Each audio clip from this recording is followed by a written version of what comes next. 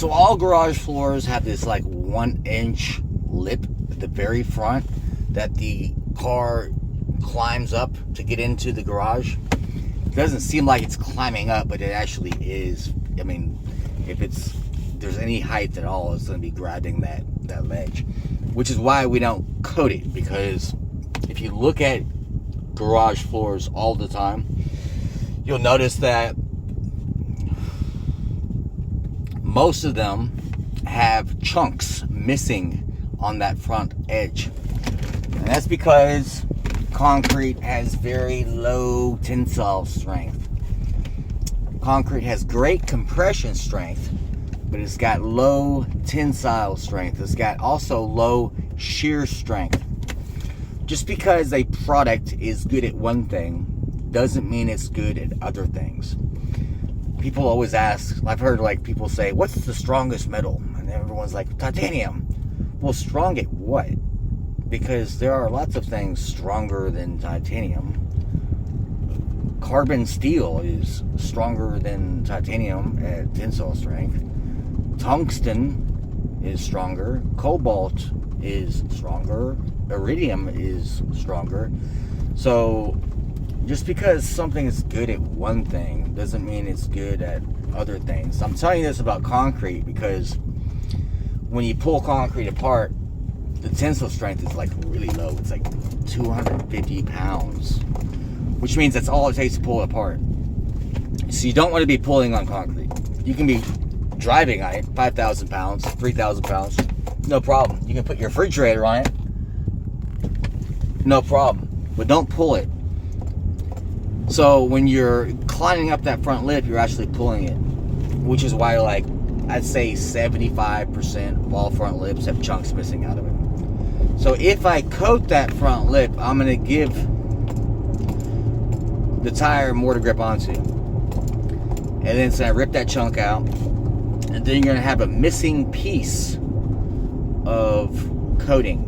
And it's going to look worse than if it wasn't done in the first place. So if you don't have any coating there, and it just stops at the top, you know, like, here's the front lip, here's the coating, the top of the garage floor.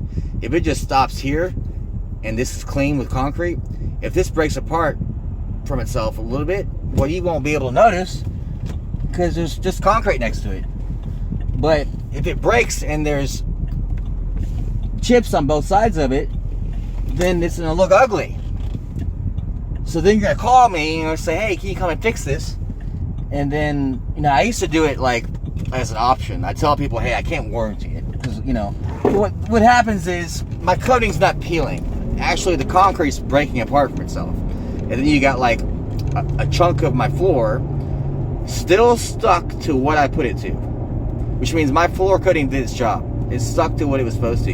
Your concrete broke apart. I can't. That's not my fault. That's not something I can warranty.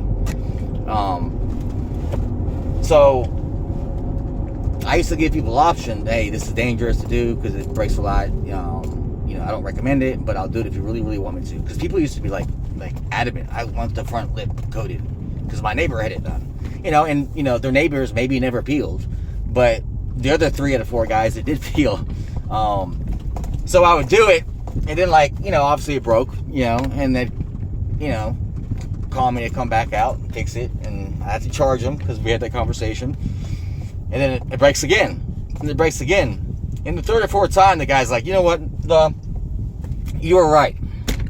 I should not have had this done. And he said, I tell you what, this one guy said, you never ever coat a front lip again. When you're right, you're right. And, like, it was a hard decision for me to make, but he kind of made it for me. It's like, you know what, I can't be doing this anymore. I can't be giving customers enough rope to hang themselves. I know you want that front lip painted, but for your sake, you don't want it painted or coated. It's actually not paint, because it's gonna break. It's gonna cost you more money than it's worth.